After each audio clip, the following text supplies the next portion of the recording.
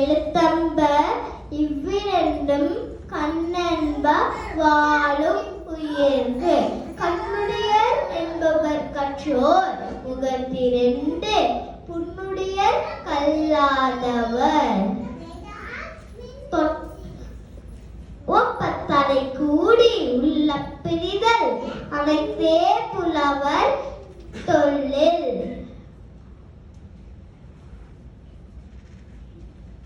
உடையார் முன்னில்லார் போலே கற்றும் கற்றார் கடையரே கல்லாதவர்.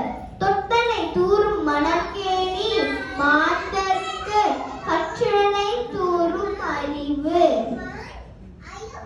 யாதானும் நனமால் உரமால் என்னொருவன் நான் துணியின் கல்லாதவாறு.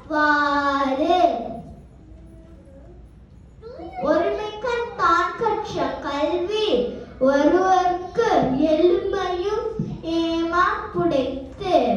தாமென்புறுவது உலகில் புறக்கண்டு